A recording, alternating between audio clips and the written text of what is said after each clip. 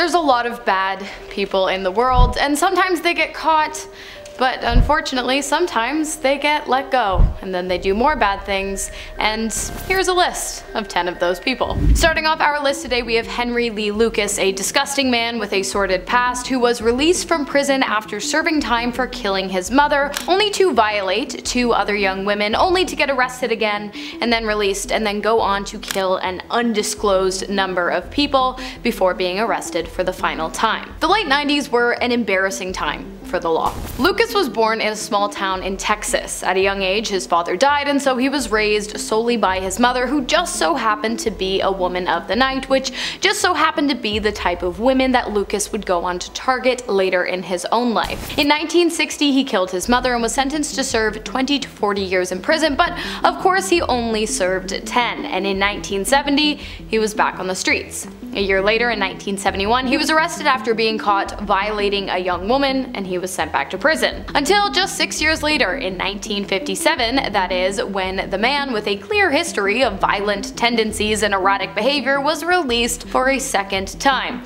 And what did he do with his twice found newfound freedom? He killed women. How many? No one knows. Because although the courts were only able to prove 3 killings at the hand of Lucas, including his mother's, Lucas himself claims to have taken the lives of more than 350 people. He's dead now, died in 2001, so we don't have to worry about him getting out again and killing more people, but like, I feel like no one should have had to worry about that in the first place, which they wouldn't have if he had been kept behind bars where he so very clearly belonged. Another person who should have never seen the light of day after the cell door slammed shut on his face the first time is Ted Bundy. Yep. For those of you who don't know Ted Bundy, or do know him but don't know him, you might be surprised to learn that not only did the police let Ted Bundy go, they also let him get away.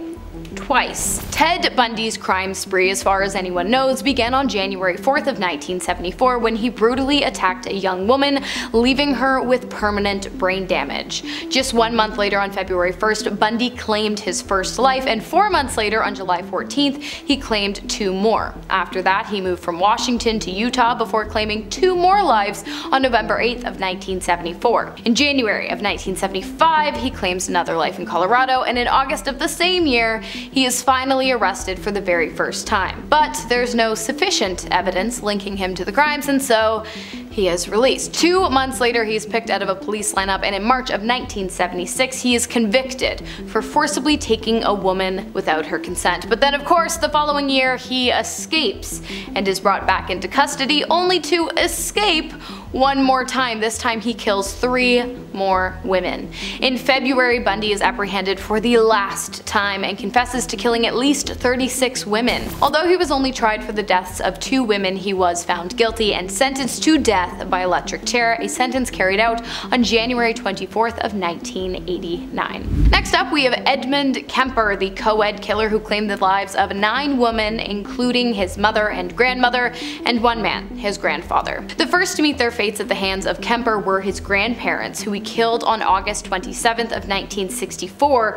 He was mad at them for taking away his weapons after he used them to kill birds and other small animals. In retaliation, he killed his grandparents. He confessed to the killings and was sent to a maximum security facility for the mentally ill, but in 1969, at the age of 21, he was released, and despite doctors' recommendations that he should not be living in close proximity with his mother, given both of their violent pasts, he went to live with his mother. He applied for a job as a state trooper, but was rejected due to him being severely overweight. He was, however, given a training school badge and handcuffs, and was given permission to borrow one of the officer's weapons. Eventually, Kemper began working for the highway department, which led him to noticing a large amount of hitchhikers in the area. At first, he would pick up female hitchhikers and let them go, but eventually, he stopped letting them go. He killed 6 female hitchhikers between 1971 and 1973, and then he killed his mother. After killing his mother, Kemper called a friend of hers and asked her to come over too, and he killed her. On April 23rd of 1973, he called into the Santa Cruz police station and confessed to his crimes. He was charged with 8 counts of first-degree killing and given 8 consecutive life sentences. Next up, we have Jack Unterwager, an Austrian-born serial killer who was arrested arrested for killing and indecent assault in Austria before being released and moving to LA to carry out the rest of his criminal career. In 1990, after being released from prison in Austria, a woman began going missing in the area in which Unterwager lived, and authorities became suspicious. It was then that he left his former life behind and headed for the hills of LA.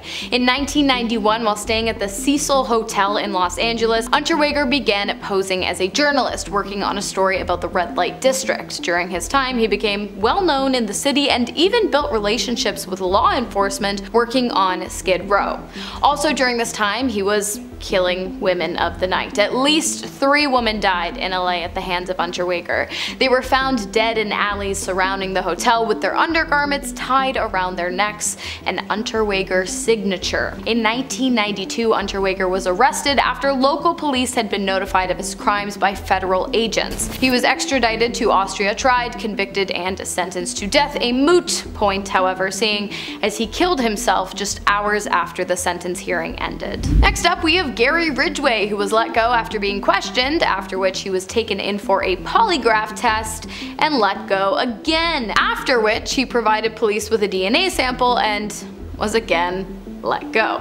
While the exact number of women killed by Ridgeway is unknown, what is known is that his first victim to be discovered was Wendy Caulfield, who was found floating in Seattle's Green River in July of 1982. In the weeks that followed, 4 more bodies were discovered in the same place, and then on August 15th of that same year, 3 more. The next day, police set up a task force to investigate the killings. It wasn't until the following year, however, that Ridgeway first became a suspect, after being the last one seen with a lady of the night who, shortly after being seen with Ridgeway, turned up dead in the river. Police questioned Ridgeway in his home, but he denied everything and did his best to hide the scratches he had received not long before his run-in with the law. After the interview, Ridgeway suggested that he take a polygraph test, which he passed somehow.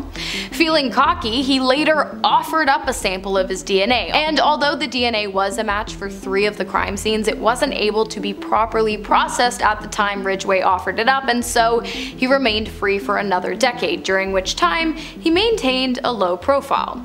On November 30th, however, of 2001, Ridgeway was arrested, after which he said, "I've killed so many women, I have a hard time keeping them straight." Despite the belief that the total women who died at the hands of Ridgeway might be close to 90, he was only given 49 life sentences, but that may change because in 2023, yet another victim of Ridgeway's was identified by police, so there is an ongoing investigation and I'm sure a trial will come. Next up, we have Kenneth McDuff, a man who was sentenced to death after killing 3 young women, only to be paroled in 1989, arrested again for parole violations, released again, and then arrested again after killing yet another young woman. How do you end up on death row only to get out and kill more people? It's insanity. McDuff was first convicted on August 6 of 1966 after violating 3 young women whom he then killed with a broomstick. Thus the killings became known as the broomstick killings. For his crimes, Kenneth was given the death sentence, while his partner in crime, Roy Dale Green, was sentenced to just 25 years. Green was released in 1979, and in 1972, McDuff's sentence was actually overturned due to the Supreme Court abolishing capital punishment. In 1989, McDuff was released from jail due to severe overcrowding taking place in Texas prisons. Big mistake. Shortly after his arrest, he was arrested for a series of parole violations but released shortly after due to previously mentioned overcrowding. It wasn't until 1992 that McDuff was arrested for the last time after killing a young woman in Texas, and at this time the death penalty had been reinstated, and so McDuff was once again sentenced to death, a sentence carried out finally on November 17th of 1998. Next up, we have Andrei Chikatilo, who between the years of 1978 and 1999 violated and killed at least 53 people. Although he was only tried for the violation and killing of 53, but he claimed to have killed over 56. On the evening of December 22nd in 1978, Chikatilo targeted a young woman named Yelena Zakotnova. After the attack, he was questioned by police who had received word that Chikatilo had been the last person to see Zakotnova alive. He could have gone to jail right there and then, but his wife provided him with an alibi, and instead 25-year-old Alexander Kravchenko was arrested and sentenced to death in his place. For a while, Chikatilo kept a low profile, as there are no documented killings at his hands until 1981, when he violated and killed another young woman. After that, he became relentless, targeting both men and women, just any chance he got. He would befriend them at train stations and bus stops and lure them into forests and bushes. He would attack them, violate them, kill them, and then inflict further damage to, and sometimes even ingest, part of their bodies. As his victim count rose, so did police surveillance. Eventually, Chikatilo was arrested as a person of interest, but there was not enough evidence to try him in a court of law. He did, however, spend 3 months in jail during this time for a number of minor offenses. After he was released, he once again kept a low profile. Until 1985, that is, when he began killing once again, taking the lives of at least 21 more individuals. Chikatilo was arrested for the last time on November 20th of 1990, and this time he confessed to his crimes, all 56 of them, 52 of which were independently verified. He was sentenced to death, carried out on February 14th of 1994. Happy Valentine's Day. Next up, we have Arthur Shawcross, who was first arrested in October of 1979 for arson. Prior to this, Arthur had claimed to have partaken in the killing and consumption of 2 women while serving overseas in Vietnam, but there was no proof and therefore no charges were filed. They should have believed him. In 1971, Arthur was released from prison, and just 1 year later he killed his young neighbor and then married his third wife, Penny Sherbino. It was a short-lived relationship. 5 months later, the body of his first and second victim were located. He became a suspect, and in 1972, Arthur was arrested. He received a 25-year life sentence, but of course, he only served 15. In April of 1987, he was released on parole. For a while, Arthur decided to lay low, but unfortunately not for long.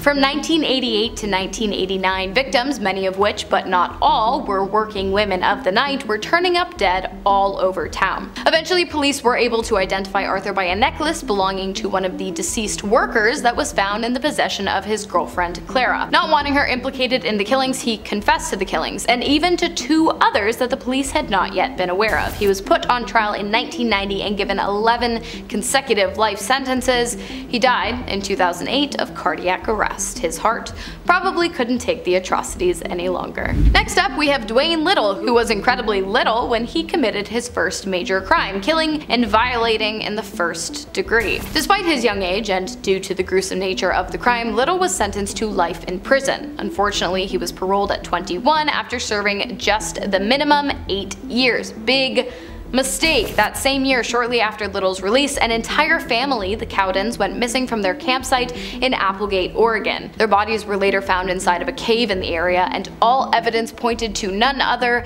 than Dwain Little. Unfortunately, however, there wasn't actually enough evidence for a trial, and Little refused to confess to his crime. It wasn't until 1979 that he would again be arrested after violating, impaling, and attempting to kill a female hitchhiker with a bun in the oven.